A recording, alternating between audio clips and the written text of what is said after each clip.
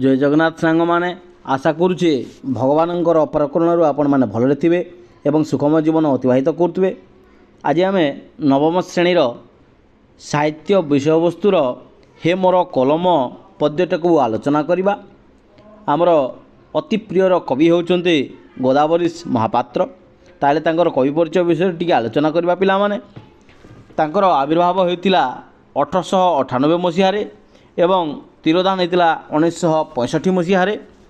ତାଙ୍କର ଜନ୍ମସ୍ଥାନ ହେଉଛି ବାଣପୁର ଅନ୍ତର୍ଗତ କୁମାରଙ୍ଗ ଗ୍ରାମରେ। ସେ ସତ୍ୟବାଦୀରେ ଅଧ୍ୟୟନ କରିଥିଲେ ଏବଂ ତାଙ୍କର ଗୋଟେ ରଚିତ କବିତା ଥିଲା ବାଣପୁର, ଯାହାକି 1914ରେ କ'ଣ ହେଇଥିଲା ନା ପ୍ରକାଶ ହୋଇଥିଲା। ଇଏ ହେଉଛନ୍ତି ସେହି ମହାନ ବିଶିଷ୍ଟ ବିଶେଷଜ୍ଞ ଗୋଦାବରୀଶ ମହାପାତ୍ର। ସେ ଏକାଧାରରେ ଜଣେ ଗାଳ୍ପିକ, କବି, ଲେଖକ। ଆମେ ତାଙ୍କ ବିଷୟରେ ଯାହା କହିଲେ ମଧ୍ୟ ଅତ୍ୟୁକ୍ତି ହେବ ନାହିଁ। ସେ ଉଠ କଙ୍କାଳ, ଜାଗ ଦୁର୍ବଳ, ବାରବାଟୀ ଦୁର୍ଗ ଇତ୍ୟାଦି କ'ଣ କରିଥିଲେ ନା ତାଙ୍କର ସମ୍ଭାର ଗୁଡ଼ିକ ପିଲାମାନେ। ତାହେଲେ କବିତାଟିକୁ ଆମେ ଦେଖିବା। ହେ ମୋର କଲମ ପୁସ୍ତକରୁ ଏହା ସଂଗୃହୀତ ବା ଗୃହୀତ ହୋଇଛି। ସେ ଦେଖିବା ଯେ କ'ଣ ଆକ୍ଚୁଆଲି କଲମ ବିଷୟରେ କହିବା ପାଇଁ ଚାହୁଁଛନ୍ତି। ଯଦି ଆମେ ଏହାର ପୃଷ୍ଠଭୂମି ବିଷୟରେ ଟିକେ ଆଲୋଚନା କରିବା, ତାହେଲେ ପିଲାମାନେ ଏଇଟା ସ୍ୱାଧୀନତା ପୂର୍ବର ଏକ କବିତା, ଯାହାକି ସ୍ୱାଧୀନତା ସଂଗ୍ରାମୀମାନଙ୍କୁ ଉଦ୍ୟତ କରିବା ପାଇଁ, ଜାଗ୍ରତ କରିବା ପାଇଁ ଏବଂ ଜନମାନସରେ ଏକ ସ୍ୱାଧୀନତାର ଗୋଟେ ଭାବ ସୃଷ୍ଟି କରିବା ପାଇଁ ସେ କ'ଣ କରିଥିଲେ ନା ଏହି କବିତାକୁ ରଚନା କରିଥିଲେ। ଏବଂ ସେ ତୁଳନା କରିଛନ୍ତି ଗୋଟେ କଲମ ସହିତ ଜଣେ ବ୍ୟକ୍ତି ବିଶେଷକୁ। ତାହେଲେ ଆମେ ଯଦି କଲମର ବିଶେଷତ୍ୱକୁ ବୁଝିପାରିବା, ତାହେଲେ ନିଶ୍ଚିତ ଭାବରେ ନିଜ ଜୀବନରେ ଆମେ ଯେତେବେଳେ ତାକୁ ପ୍ରୟୋଗ କରିବା, ତାହେଲେ ଆମେ ସ୍ୱାଧୀନତା ପାଇବାରେ ଆମକୁ କେହି ମଧ୍ୟ ଅଟକାଇ ପାରିବେ ନାହିଁ ବୋଲି ସେ କହିଛନ୍ତି। ସେ ଯଦିଓ କଲମର ବିଶେଷତ୍ୱକୁ ବର୍ଣ୍ଣନା କରିଛନ୍ତି, ଠିକ୍ ମଣିଷର ମଧ୍ୟ ଠିକ୍ ସେହିପରି ବିଶେଷତ୍ୱ ରହିବା କଥା। ତାହେଲେ ଡେରି ନକରି କ'ଣ କରିବା ପିଲାମାନେ, ପାଠକୁ ଆଗେଇ ଯିବା। ହେ ମୋର କଲମ, ସେ କଲମକୁ କ'ଣ କହୁଛନ୍ତି ନା ସମ୍ବୋଧନ କରି ଡାକୁଛନ୍ତି ଯେ ତୁମର ହେଉଛି କ'ଣ ନା କଲମ, ଯିଏକି ହେଲା ଚିର ବିପ୍ଳବୀ। ହେ ଚିର ମୌନି କହ। ଚିରର ଅର୍ଥ ହେଲା ସବୁଦିନର। ଚିର କହିଲେ କ'ଣ ନା ଚିରର ଅର୍ଥ ହେଲା ସଦା ସର୍ବଦା ସବୁବେଳେ। ଏବଂ ବିପ୍ଳବୀ ମାନେ କ'ଣ ନା ବିପ୍ଳବୀର ଅର୍ଥ ହେଲା ଜଣେ ଆମେ ସୈନିକ ବା ଯୋଦ୍ଧାକୁ ବି ବିପ୍ଳବୀ ବୋଲିକରି କହିପାରିବା, ଯାହାର ମୂଳ ଲକ୍ଷ୍ୟ ହେଲା ନା ଫଳ ପ୍ରାପ୍ତି। ଯିଏକି ସବୁବେଳେ କ'ଣ ହେଉଛି ନା ମୌନ ହେଇକି ରହିଯାଇଛି। ମୌନ କହିଲେ କ'ଣ ଯେ ସବୁବେଳେ ଚୁପଚାପ ହେଇକି ଥିବ, ତାକୁ ଆମେ କହିପାରିବା ମୌନୀ ବୋଲିକିରି। ତାହେଲେ ମୌନୀ କିଏ ପିଲାମାନେ ନା ଏଠାରେ ଯେହେତୁ ଆମେ କହୁଛୁ କଲମ ବିଷୟରେ, କଲମ ହେଉଛି କିଏ ନା କଲମ ହେଉଛି ବିପ୍ଳବୀ, ଯିଏକି ବିପ୍ଳବ କରିଛି କ'ଣ ପାଇଁ ନା ସ୍ୱାଧୀନତା ପ୍ରାପ୍ତି ନିମନ୍ତେ। ଆଉ କ'ଣ ସେ ସବୁବେଳେ ମୌନ ହେଇକି ରହିଯାଇଛି, ଚୁପଚାପ ହେଇକି ରହିଯାଇଛି। ଚିର କହିଲେ ମୁଁ କହିଲି ପିଲାମାନେ, ଚିରର ଅର୍ଥ କ'ଣ ନା ଚିରର ଅର୍ଥ ହେଲା ସବୁବେଳେ ସର୍ବଦା ସବୁ ସମୟରେ। ତାହେଲେ ହେ ଚିର ମୌନି କହ, ତାହେଲେ ତୁମେ ଯଦି ଚୁପ୍ ହେଇକି ରହିଯାଇଛ, ତୁମେ କୁହ କ'ଣ ସାଥୀ ଥିଲ ବା ଜୀବନେ ଜୀବନେ ଯୁଗେ ଯୁଗେ ଅହରହ। ତୁମେ ସବୁବେଳେ ସବୁ ସମୟରେ ସର୍ବଦା ତୁମେ ମୋର କ'ଣ ହେଇଥିଲ ନା ସାଥୀ ହେଇକି ଥିଲ। ଜୀବନେ ଜୀବନେ ଯୁଗେ ଯୁଗେ ଅହରହ, ଅର୍ଥାତ୍ ଚାରୋଟି ଦିଗରେ ତୁମେ କ'ଣ ହେଇଛ ନା ସାଥୀ ହୋଇ ରହିଛ। ପ୍ରତିଟି କ୍ଷଣ ପ୍ରତି ମୁହୂର୍ତ୍ତରେ ତୁମେ ମୋ ସାଙ୍ଗରେ ମୋ ସହିତ ରହୁଛ। ତୁମେ ସବୁବେଳେ କ'ଣ କରୁଛ ନା ମୋ ସହିତ ସମୟକୁ ଅତିବାହିତ କରୁଛ। ତାହେଲେ ତୁମେ ମୋତେ କୁହ କ'ଣ ନା ମୂଲ୍ୟ ତୁମର କେତୋଟି ପଇସା ତନୁ ତବ ଦୁର୍ବଳ। ଯଦି ଆମେ ପିଲାମାନେ କହିବା ଏଇ ଯେଉଁ କଲମର ଦାମ ବା କଲମର ମୂଲ୍ୟ କେତେ ହେବ ନା ଅତି କମ୍, ତୁଚ୍ଛ, ନାମମାତ୍ର। ଆମେ ଜାଣିଛୁ ପିଲାମାନେ ବର୍ତ୍ତମାନ ସମୟରେ ଗୋଟେ ପେନ୍ ମିଳୁଛି, ସେ ପେନ୍ର ଦାମ କେତେ ନା 2 ଟଙ୍କା କିମ୍ବା 3 ଟଙ୍କା ହେଇଥିବ। ଯଦି ଆମେ ବର୍ତ୍ତମାନର ସିନେରୀକୁ ଦେଖିବା, ତାହେଲେ 3 ଟଙ୍କା ପିଲାମାନେ କିଛି ନୁହଁ। ଯଦି ଆମେ କହିପାରିବା ଧର ଏଲକସ୍ର ଗୋଟେ କ'ଣ ଆସୁଛି ନା ଏଲକସ୍ ସାଇନ୍ ବୋଲିକରି ଗୋଟେ ୟୁଜ୍ ଆଣ୍ଡ ଥ୍ରୋ ପେନ୍ ଗୋଟେ ଆସୁଛି ପିଲାମାନେ, ସେ ପେନ୍ଟା ଭଲ ଚାଲିବ, ହେଲେ ତାର ଦାମ କେତେ ନା ମାତ୍ର 3 ଟଙ୍କା। ଯଦି ବଡ଼ ପ୍ୟାକେଟ୍ ନେବା ତାହେଲେ ଆହୁରି କମ୍ ବି ପଡ଼ିବ। ତାହେଲେ ତାର ମୂଲ୍ୟ ହେଉଛି କମ୍। ଶରୀର କେମିତି ନା ତନୁର ଅର୍ଥ ହେଲା ଶରୀର। ତୁମ ଶରୀର ହେଉଛି ଅତି ଦୁର୍ବଳ, କେତେ ପତଳା। थराइच केते हृद मंदिर बंधुर धरा तल तुम जदिओ तुमर शरीर दुर्बल जदिओ तुम शरीर अति पतला जदिओ तुमर मूल्य बहुत कम ताहले तुम कौन करिच ना तुम विभिन्न प्रकार हृदय रूपक मंदिर को थराई देइच। लेखा माध्यम रे आमे कौन करि परिबा ना जेकोसी लोकर हृदय को आमे थराई दे पारिबा। जदि पिला माने उपेन्द्र भंजकर लेखा को आमे जदि पढ़िबा ताहले जेतेबेले पढ़ुतबा आम मन भितर गोटे उन्मादना सृष्टि होउथबो आम मन भितर गोटे रोमांचक सृष्टि होउथबो एवं आमे जानिबाकू मध्य कौन करुथबा ना सबुले सतचेष्टित थिबा। ठीक सेहीपरि तुम कौन करिच ना हृदय रूपक मंदिर को थराई देइच। आउ कौन ना बंधुर धरातल बंधुर अर्थ कहले असमतल जगह को आमे कहू कौन ना बंधुर धरातल असमतल पृथ्वी को मध्य तुम कौन करिच ना थराई देइच। जदि आज एतेबेले बंदी तुमे प्राक्तन उत्कले तुम कौन होइच ना वर्तमान रो दुनिया रे वर्तमान रो समय रे तुम कौन करिच ना बंदी होइकी रही जाइच। कौटी ए प्राक्तन कहले कौन ना पूर्वकालीन स्वाधीनता प्राप्ति रो समय को आमे कहि परिबा कौन ना प्राक्तन उत्कले कहले कौन ना ओडिशा रे ए हमर ओडिशा रे ए जो हमर जो उड्र रे बा हमर ए जो वर्तमान रो उत्कल रे तुम कौन हो जाइच ना बंदी होइकी रही जाइच।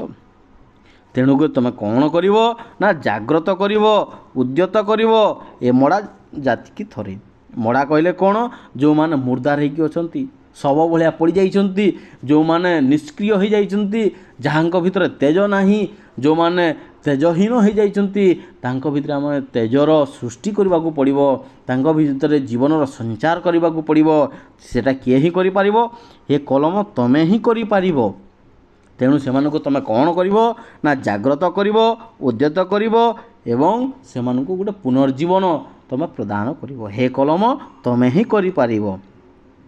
देखि पारिबा आउ कौन पिला माने ए कलम को से कौन कहउचंदी ना चिर विप्लवी बोली कहले चिर मौनी बोली कहले आउ कौन ना से कहले जे से होचंती सबुदिनर साथी जे कि जीवन जीवन जुगे जुगे सब बेले रही आसीतिले ताहार तांकर पैसा माने तांकर शरीर बा तांकर मूल्य तांकर शरीर अति दुर्बल तांकर मूल्य होची बहुत कम।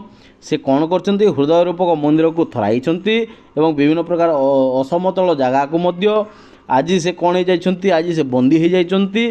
तेणुक आमु कौन करबा को पड़िबो ना ए जो मड़ा जाति को बा निष्क्रिय हो जाइतिबा जाति को आमे कौन करबा को पड़िबो ना जागृत करबा को पड़िबो उद्यत करबा को पड़िबो। ताहले पिला माने नेक्स्ट आगो को जिबा। ताहले पिला माने एटी कौन कहूची ना अति आपणार बंधुए मम अति विश्वासी सखा तुमर तीक्ष्ण मन रे फुटिची केते मोर मन लेखा। से कौन कहउचंती जे अति आपणार बंधुए मम तमे होच कौन मोर अति प्रियर सांग बंधु सखा तमे होच अति विश्वासी। सबुठारु दुनिया रे विश्वासी किए पिले बा ट्रस्टेबल पर्सन किए ना जे सब बेले सांगरे थिवो सुखरे भी दुखरे भी सी हूँ किए से हूँ आमर यही पेन बा कलम से कौन करुव ना सब समय आमर सांगरे ही थिवो। तेणुक से कहते कौन ना तुम्हें हूँ मोर अति आपणार बंधु एवं अति विश्वासी सखा तुमर तीक्ष्ण मन फुटी केते मोर मन लेखा। तीक्ष्ण कहले मुनिया आम पेन देखी पिला माने पेन जिते आम लेखुचु लेखिबा समय जो चलुची तार जो मुनटा अति तीक्ष्ण अति दाढ़ुआ तो तीक्ष्ण मन रे फुटी केते मोर मन लेखा मोर मन रे मु जेते भी परिकल्पना करि पारुची जहाँ भी मु भाबुची ताको मु कोन करची ना कलम सहाय्य रे ताको लिपिबद्ध करि रखि पारुची। तेणु से कहउचंती जे तमे होजो मोर अति बंधु अति आपणार बंधु एवं अति विश्वासी सखा। तेणु मु कौन करची ना तुमर तीक्ष्ण मन रे मोर मनर भाव को आवेग को मु कौन करि पारिछि ना वर्णना करि पारिछि। तेणु करी मुखरित केते पुरतल बरिच अमर जस दरिच अलिक धरणी बुकुरे केते सुधा केते विष। ये जो आमर पृथ्वी पृष्ठ रे एठारे कौन अच्छी पिला माने ना अमर भी अच्छी एवं विष मध्य अच्छी। से कहते करी मुखरित केते पुरतल अर्थात केते स्थान रे तुम कौन कर ना मुखरित कर देछ ଲୋକମାନଙ୍କ ଭିତରେ ଗୋଟେ ସଞ୍ଚାର ସୃଷ୍ଟି କରିଦେଇଛ।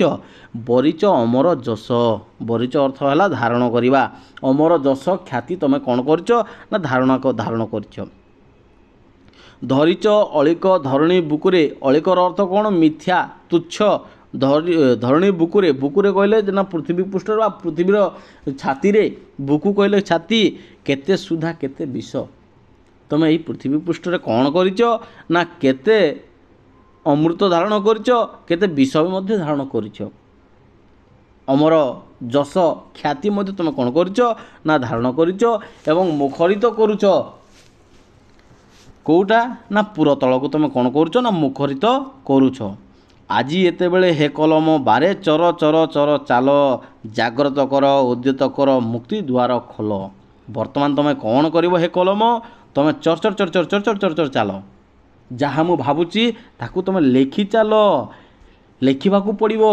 ଯାହାଦ୍ୱାରା କ'ଣ ହେବ ନା ଲୋକମାନେ ଜାଗ୍ରତ ହେବେ, ଉଦ୍ୟତ କରିବେ ଏବଂ ଆଉ କ'ଣ ହେଇପାରିବ ନା ମୁକ୍ତିର ଦ୍ୱାରକୁ ସେମାନେ ଖୋଲି ଦେଇପାରିବେ। ତାହେଲେ ଭାଜେ କରବାଳ ବଜ୍ର ମୂଷଳ କେତେ ଏହି ମହି ତଳେ, ବାଡ଼ବ ଉଠେଇ ଗିରି ଓଲଟାଇ ଭାସେ ମରୁ ଧରା ଜଳେ। କେତେ ବଢ଼ିଆ ଲେଖା ପିଲାମାନେ। ଭାଜେ, ଭାଜେର ଅର୍ଥ ହେଲା କ'ଣ ନା ଭାଙ୍ଗେ, କରବାଳର ଅର୍ଥ ହେଲା କ'ଣ ନା ଖଣ୍ଡା, ବଜ୍ର ମୂଷଳ କେତେ ଏହି ମହି ତଳେ, ଏହି ପୃଥିବୀ ପୃଷ୍ଠରେ କ'ଣ ହେଉଛି ନା କେତେ ପ୍ରକାର ଯୁଦ୍ଧ ହେଉଛି। କେତେ ପ୍ରକାର ଯୁଦ୍ଧ ଭିତରେ ଆମେ କ'ଣ କ'ଣ ଦେଖୁଛୁ ନା ଖଣ୍ଡା ଯୁଦ୍ଧ ଦେଖୁଛୁ, ବଜ୍ର ଯୁଦ୍ଧ ଦେଖୁଛୁ। ବଜ୍ର କାହାର ପାଖରେ ଥିଲା ନା ଇନ୍ଦ୍ର ପାଖରେ ଥିଲା। ମୂଷଳ କାହାର ପାଖରେ ଥିଲା ନା ବିଭିନ୍ନ ଦେବତାମାନେ ଧାରଣ କରୁଥିଲେ। ତ ଏହି ମହି ତଳେ ସବୁ କ'ଣ ହେଉଛି ନା ବାଡ଼ବ ଉଠେଇ ସମୁଦ୍ର ଭିତରେ ଅଗ୍ନିର ସଞ୍ଚାର ହେଉଛି, ଗିରି ପର୍ବତ ଓଲଟି ପଡ଼ୁଛି ଏବଂ କ'ଣ ହେଉଛି ନା ଧରା ଜଳରେ ପୃଥିବୀର ପୃଷ୍ଠରେ ଜଳରେ ସେ କ'ଣ ହେଉଛି ନା ତାହା ଭାସି ଉଠୁଛି। ତେଣୁ ତାକୁ କ'ଣ କରିବାକୁ ପଡ଼ିବ, ତୁମେ ହିଁ ତାକୁ ରଖିବାକୁ ପଡ଼ିବ। ଆସେ ଚେଙ୍ଗିସ୍ ଯାଏ ହିଟଲର, ମାତେ କେତେ ମତବାଦ, ଦି ଦିନର ଏଇ ଧରଣୀ ଦ୍ୱାରେ ସଭ୍ୟତା ବୁଦବୁଦ। ପିଲାମାନେ ଚେଙ୍ଗିସ୍ ଖାଁ ବିଷୟରେ ତୁମେ ଜାଣିଥିବ, ଆଡଲଫ୍ ହିଟଲର ବିଷୟରେ ମଧ୍ୟ ଜାଣିଥିବ। ଯଦି ଆମେ ଇତିହାସ ପୃଷ୍ଠକୁ ଆଲୋଚନା କରି ଦେଖିବା ବା ଓଲଟାଇ ଦେଖିବା ତାହେଲେ ଅନେକ ଗୁଡ଼ିଏ ମତବାଦ ମଧ୍ୟ ଆସିଥିଲା। ସେଥିଭିତରେ ଯଦି ଦେଖିବା କାର୍ଲ ମାର୍କ୍ସ, ତାଙ୍କର ଗୋଟେ ମତବାଦ ମଧ୍ୟ ଥିଲା। ତ ବିଭିନ୍ନ ସମୟରେ ବିଭିନ୍ନ ପ୍ରକାର ଲୋକ ଆସି ବିଭିନ୍ନ ପ୍ରକାର ମତବାଦ ଏଠାରେ ଦେଇକି ଯାଇଛନ୍ତି। ଯଦି ପିଲାମାନେ ଦେଖିବା ସେମାନେ କେତେ ଦିନ ପାଇଁ ଆସିଛନ୍ତି ନା ଅଳ୍ପ ଦିନର ଅଳ୍ପ ସମୟ ପାଇଁ ଆସିଛନ୍ତି ଏବଂ ସମସ୍ତେ କ'ଣ କରୁଛନ୍ତି ନା ନିଜ ସଭ୍ୟତାକୁ ସେମାନେ ଟେକିବା ପାଇଁ ଚାହୁଁଛନ୍ତି, ଅର୍ଥାତ୍ ତା'ର ଉନ୍ନତି ନିମନ୍ତେ ସେମାନେ ବିଭିନ୍ନ ପ୍ରକାର ମତବାଦ ମଧ୍ୟ ଏଠାରେ କ'ଣ କରୁଛନ୍ତି ନା ଉପସ୍ଥାପନ କରିଯାଇଛନ୍ତି। ଠିକ୍ ସେହିପରି ଚେଙ୍ଗିସ୍ ଖାନ୍ ଆସିଥିଲେ, ହିଟଲର ମଧ୍ୟ ଆସିଥିଲେ ଏବଂ ତାଙ୍କର କେତେଗୁଡ଼ିଏ ମତବାଦ ଏଠାରେ ମଧ୍ୟ ସେମାନେ କ'ଣ କରୁଛନ୍ତି ନା ଦେଇଛନ୍ତି। ତ ଦେଖିବା ଯଦି ଦୁଇ ଦିନର ଏଇ ଧରଣୀ ଦ୍ୱାରେ, ଅର୍ଥାତ୍ ଏଇ ଯେଉଁ ଆମେ ଧରଣୀରେ ଆସିଛୁ ବା ପୃଥିବୀ ପୃଷ୍ଠରେ ଅବତରଣ କରିଛୁ, ଏଠାରେ କେତେ ଦିନ ପାଇଁ ନା 2 ଦିନ ପାଇଁ। ଯଦି 2 ଦିନ ପାଇଁ ଆସିଛୁ ବା 2 ଦିନର ଏଇ ଧରଣୀ ଦ୍ୱାରରେ ଆମେ ଯଦି ଅବତୀର୍ଣ୍ଣ ହେଇଛୁ ତାହେଲେ ଆମର ଯେଉଁ ସଭ୍ୟତାଟା ଉତ୍ଥାନ ହେବ ବା ଉନ୍ନତି ନିମନ୍ତେ ଆମେ ଯଦି ସତ ଚେଷ୍ଟା କରିବା ତାହେଲେ କେତେ ଦିନ ପର୍ଯ୍ୟନ୍ତ ରହିବ ନା ସେଟା ଅଳ୍ପ ସମୟ ବା ଅଳ୍ପ ଦିନର ଅବଧି ଭିତରେ ତାହା ପରିସମାପ୍ତି ହେଇଯିବ। ତାହେଲେ ଆଗକୁ ଯିବା ପିଲାମାନେ। ଇଏ ହେଲା ସେଇ ଚେଙ୍ଗିସ୍ ଖାଁ ଏବଂ ତା'ର ଇତିହାସ ବିଷୟରେ ତୁମେ ଜାଣିଥିବ ପିଲାମାନେ। ସବୁରି ଉପରେ ତୁମେ ଅଛ ଥରେ ଦେବାକୁ ଅମର ଗାର, ଆଜି ଏତେବେଳେ ଜଡ଼ କି କଲମ ମୁଣ୍ଡା କି ହେଲା ଧାର। ତାହେଲେ ପିଲାମାନେ ଯଦି ଆମେ କଲମକୁ ଦେଖିବା ତାହେଲେ ସେ କ'ଣ କରିବେ ନା ସମସ୍ତଙ୍କ ଉପରେ ଗୋଟେ କଲମର ଗାର ଦେଇଦେବେ। କ'ଣ ପାଇଁ ନା ଯଦି ଆମେ କଲମରେ ଲେଖିଦେବା ତାହେଲେ ସେଇଟା କ'ଣ ହେଇଯିବ ନା ସବୁଦିନ ପାଇଁ ଅମର ହେଇକି ରହିଯିବ। ତେଣୁ ସେ କହୁଛନ୍ତି ଯେ ସବୁରି ଉପରେ ତୁମେ ଅଛ ଥରେ ଦେବାକୁ ଅମର ଗାର। ସମସ୍ତଙ୍କ ବିଷୟରେ ଯଦି ଆମେ ଯଦି ଦେଖିବା ଅଟୋବାୟୋଗ୍ରାଫି କିମ୍ବା ବାୟୋଗ୍ରାଫି ଦେଖିବା ତାହେଲେ ଆଡଲଫ୍ ହିଟଲର ବିଷୟରେ ଯାହା ଲେଖାଯାଇଛି ତାହା ହେଉଛି ତାଙ୍କର ଅମର ଗୀତ, ଅମର ଗାନ, ତାଙ୍କର ଯାହା ଗୁଡ଼ିଏ କାର୍ଯ୍ୟ ଅଛି ତାକୁ ସେଠାରେ ବର୍ଣ୍ଣନା କରିଛନ୍ତି। ତେଣୁ ସେ କହୁଛନ୍ତି ଯେ ତମେ ଆଜି କ'ଣ ହେଇଯାଇଛ ନା ଜଡ଼ ହେଇଯାଇଛ। ଜଡ଼ର ଅର୍ଥ କ'ଣ? ଅଚଳ, ସ୍ଥିର, ମୁଣ୍ଡା କି ହେଲା ଧାର, ଅର୍ଥାତ୍ ତାହା କେତେବେଳେ ବି ଧାର ହୋଇପାରିବ ନାହିଁ। ଯେତେବେଳେ ତୁମେ କ'ଣ ହେଇଯାଇଥିବ ଅଚଳ ଏବଂ ସ୍ଥିର ହୋଇଯାଇଥିବ। ତେଣୁ ତୁମେ କ'ଣ କରିବାକୁ ପଡ଼ିବ ନା ତୁମେ ଚଳନ୍ତି ଅବସ୍ଥାକୁ ଆସିବାକୁ ପଡ଼ିବ। ଆଉ କ'ଣ କହୁଛନ୍ତି, ହେ ମୋର କଲମ ଅତି ଆପଣାର ଅନ୍ତର କଥା କହ, ତୁମେ ମୋ ମନର କଥା ଅନ୍ତର କଥା ତୁମେ କୁହ। ଦେଖିଛ କି ଏତେ ସତ୍ୟ ନାମରେ ଛଳନା ଦୁର୍ବିସହ। ଦୁର୍ବିସହ କହିଲେ କ'ଣ ନା ଯାହା ସହିବା କଷ୍ଟକର, ଯାହାକୁ ସହି ହେବ ନାହିଁ, ସତ ଚେଷ୍ଟା କଲେ ମଧ୍ୟ ଆମେ ସହିପାରିବା ନାହିଁ। ସେ କହୁଛନ୍ତି ଯେ ଏଠାରେ କ'ଣ ହେଉଛି ନା ସତ୍ୟ ନାମରେ ଛଳନା ଦେଖିବାକୁ ମିଳୁଛି ଏବଂ ଯାହା କଷ୍ଟକର ତାହାକୁ ଆମେ ସହ୍ୟ କରିପାରିବା ନାହିଁ। କେତେ ଅବତାରେ ଧରଣୀ ବୁକୁରେ ଦେବତା ହଇଲା ନର। ଆମର ଯଦି ଆମେ ରାମାୟଣ ମହାଭାରତ କଥା କହିବା ପିଲାମାନେ, ରାମାୟଣ ମହାଭାରତରେ କ'ଣ ଦେଖିବା ନା ଦେବତାମାନେ ବିଭିନ୍ନ ପ୍ରକାର ମଣିଷ ହୋଇ ଏ ଯେଉଁ ଆମର ଧରଣୀରେ ବା ପୃଥିବୀରେ ସେମାନେ ଜନ୍ମଗ୍ରହଣ କରିଛନ୍ତି ଏବଂ ସମସ୍ତେ କ'ଣ ହେଇଛି ନା କାଳର ଇଙ୍ଗିତରେ ଲୁଚିଗଲେ, ସବୁ ରହିଲା ତୁମରି ଗାର। ସେମାନେ ଏଠାରେ ଅବତରଣ କଲେ କିନ୍ତୁ ସେମାନେ ତିଷ୍ଠି ହୋଇ ରହିପାରି ନାହାନ୍ତି।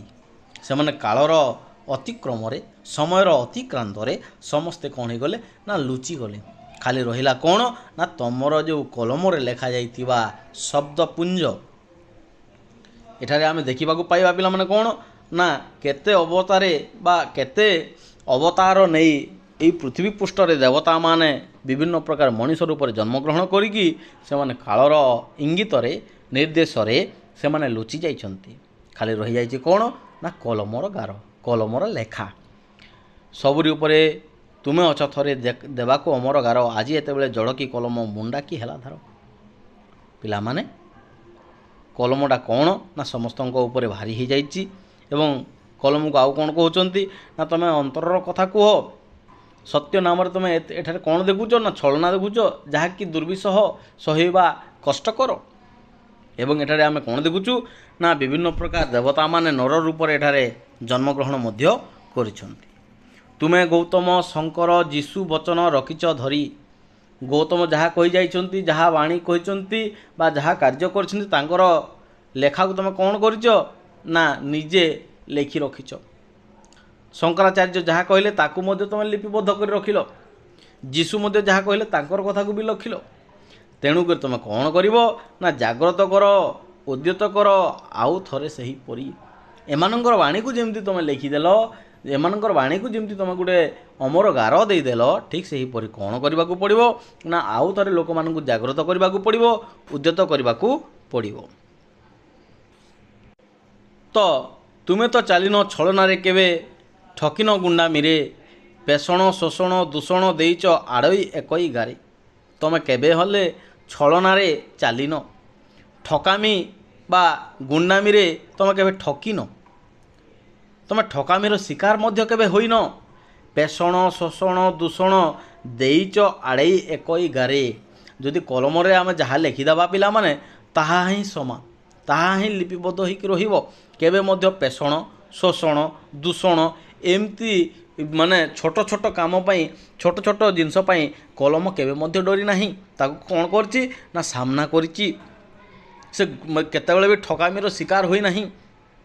ତେଣୁ ଆଉ କ'ଣ କହୁଛନ୍ତି ନା ଛେଦନ କରିଛ ବନ୍ଧନ ଯେତେ ଅନ୍ଧେ ଦେଇଛ ଆଖି। ଯେତେ ବି ମୋହମାୟା ବନ୍ଧନ ଅଛି ତାକୁ ତୁମେ ଛେଦନ କରିଛ ଏବଂ ଅନ୍ଧକୁ କ'ଣ କରିଛ ନା ଆଖି ଦେଇଛ। ସେ ଅନ୍ଧ ଦେଖିପାରୁଛି। କ'ଣ କେମିତି ଦେଖିପାରୁଛି ପିଲାମାନେ ନା ସମାନ ପ୍ରକାରର ନ୍ୟାୟ ସେ ପାଇପାରୁଛି।